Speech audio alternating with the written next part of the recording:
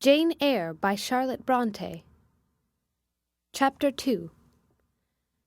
I resisted all the way, a new thing for me, and a circumstance which greatly strengthened the bad opinion Bessie and Miss Abbott were disposed to entertain of me. The fact is, I was a trifle beside myself, or rather out of myself, as the French would say. I was conscious that a moment's mutiny had already rendered me liable to strange penalties, and, like any other rebel slave, I felt resolved, in my desperation, to go all lengths. "Hold her arms, Miss Abbott, she's like a mad cat." For shame, cried the lady's maid. "What shocking conduct, Miss Eyre! To strike a young gentleman, your benefactress's son, your young master." "Master? How is he my master? Am I a servant?" "No, you are less than a servant, for you do nothing for your keep. There, sit down and think over your wickedness." They had got me by this time into the apartment indicated by Mrs. Reed, and had thrust me upon a stool. My impulse was to rise from it like a spring. Their two pair of hands arrested me instantly. "If you don't sit still, you must be tied down," said Bessie. "Miss Abbott, lend me your garters. She would break mine directly." Miss Abbott turned to divest a stout leg of the necessary ligature. This preparation for bonds, and the additional ignominy it inferred, took a little of the excitement out of me. "Don't take them off," I cried. "I will not stir." In guarantee whereof, I attached myself to my seat by my hands. "Mind you don't," said Bessie, and when she had ascertained that I was really subsiding, she loosened her hold of me. Then she and Mrs. Abbott stood with folded arms, looking darkly and doubtfully on my face, as incredulous of my sanity. "She never did so before," at last said Bessie, turning to the Abigail. "But it was always in her," was the reply. "I've told Mrs. often of my opinion about the child, and Mrs. agreed with me. She's an underhand little thing. I never saw a girl of her age with so much cover." Bessie answered not, but ere long, addressing me, she said, "You ought to be aware, miss, that you are under obligations to Mrs. Reed. She keeps you. If she were to turn you off, you would have to go to the poorhouse." I had nothing to say to these words. They were not new to me. My very first recollections of existence included hints of the same kind. This reproach of my dependence had become a vague sing-song in my ear, very painful and crushing, but only half intelligible. Miss Abbott joined in. "And you ought not to think yourself on an equality with the Mrs. Reed and Master Reed, because Mrs. kindly allows you to be brought up with them. They will have a great deal of money, and you will have none. It is your place to be humble, and to try to make yourself agreeable to them." "What we tell you is for your good," added Bessie, in no harsh voice. "You should try to be useful and pleasant, then. Perhaps you would have a home here. But if you become passionate and rude, Mrs. will send you away, I am sure." "Besides," said Miss Abbott, "God will punish her. He might strike her dead in the midst of her tantrums, and then where would she go? Come, Bessie, we will leave her. I wouldn't have her heart for anything. Say your prayers, Miss Eyre, when you are by yourself. For if you don't repent, something bad might be permitted to come down the chimney and fetch you away." They went, shutting the door and locking it behind them. The Red Room was a square chamber, very seldom slept in, I might say never, indeed, unless when a chance influx of visitors at Gateshead Hall rendered it necessary to turn to account all the accommodation it contained. Yet it was one of the largest and stateliest chambers in the mansion. A bed supported on massive pillars of mahogany, hung with curtains of deep red damask, stood out like a tabernacle in the center. The two large windows, with their blinds always drawn down, were half shrouded in festoons and falls of similar drapery. The carpet was red. The table at the foot of the bed was covered with a crimson cloth. The walls were a soft fawn color with a blush of pink in it. The wardrobe, the toilet table, the chairs were of darkly polished old mahogany. Out of these deep surrounding shades rose high and glared white the piled-up mattresses and pillows of the bed, spread with a snowy Marseille counterpane. Scarcely less prominent was an ample cushioned easy-chair near the head of the bed, also white, with a footstool before it, and looking, as I thought, like a pale throne. The room was chill because it seldom had a fire. It was silent because remote from the nursery and kitchen, solemn because it was known to be so seldom entered. The housemaid alone came here on Saturdays to wipe from the mirrors and the furniture a week's quiet dust. And Mrs. Reed herself, at far intervals, visited it to review the contents of a certain secret drawer in the wardrobe, where were stored divers parchments, her jewel casket, and a miniature of her deceased husband. And in those last words lies the secret of the Red Room, the spell which kept it so lonely in spite of its grandeur. Mr. Reed had been dead 9 years. It was in this chamber he breathed his last. Here he lay in state. Hence his coffin was borne by the undertaker's men. And, since that day, a sense of dreary consecration had guarded it from frequent intrusion. My seat, to which Bessie and the bitter Miss Abbott had left me riveted, was a low ottoman near the marble chimney-piece. The bed rose before me. To my right hand there was the high, dark wardrobe, with subdued, broken reflections varying the gloss of its panels. To my left were the muffled windows. A great looking-glass between them repeated the vacant majesty of the bed and room. I was not quite sure whether they had locked the door, and when I dared move, I got up and went to see. Alas, yes, no jail was ever more secure. Returning, I had to cross before the looking-glass. My fascinated glance involuntarily explored the depth it revealed.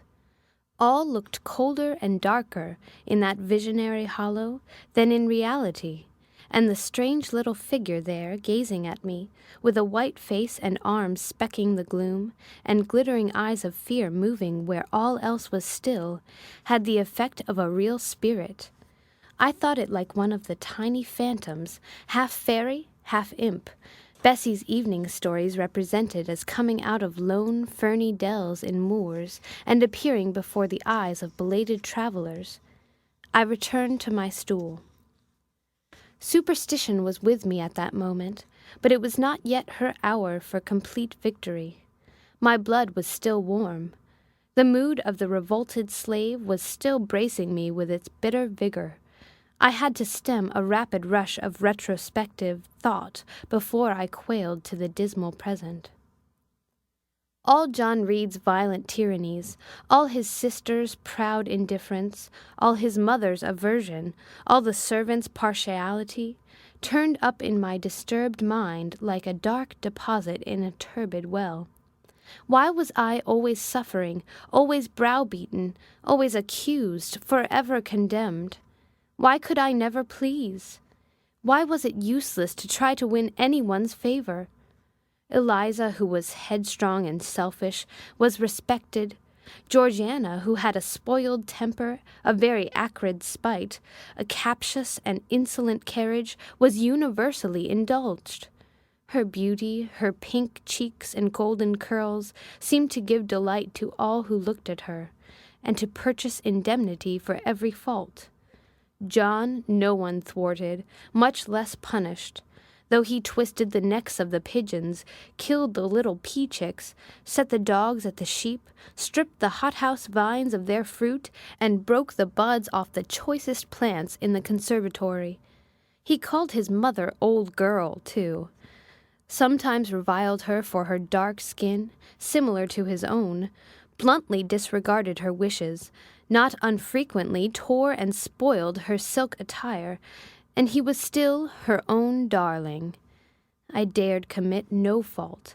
I strove to fulfill every duty, and I was termed naughty and tiresome, sullen and sneaking, from morning to noon and from noon to night. My head still ached and bled with the blow and fall I had received.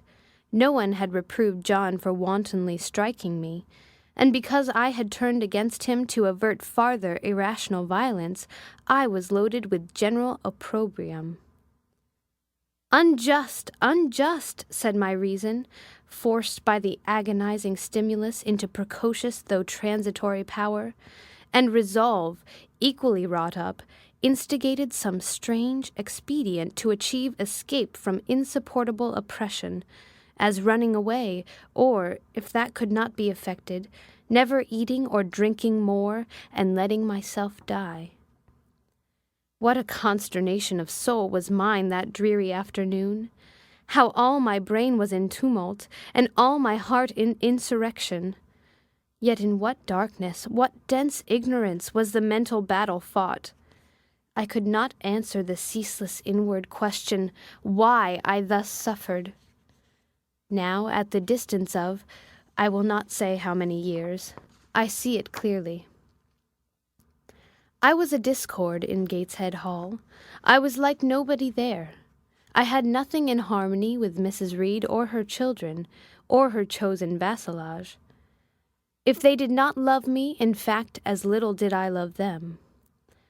They were not bound to regard with affection a thing that could not sympathize with one amongst them, a heterogeneous thing, opposed to them in temperament, in capacity, in propensities, a useless thing, incapable of serving their interest or adding to their pleasure, a noxious thing, cherishing the germs of indignation at their treatment, of contempt of their judgment. I know that had I been a sanguine, brilliant, careless, exacting, handsome, romping child, though equally dependent and friendless, Mrs. Reed would have endured my presence more complacently. Her children would have entertained for me more of their cordiality of fellow-feeling. The servants would have been less prone to make me the scapegoat of the nursery. Daylight began to forsake the Red Room. It was past 4 o'clock, and the beclouded afternoon was tending to drear twilight. I heard the rain still beating continuously on the staircase window, and the wind howling in the grove behind the hall. I grew by degrees cold as a stone, and then my courage sank.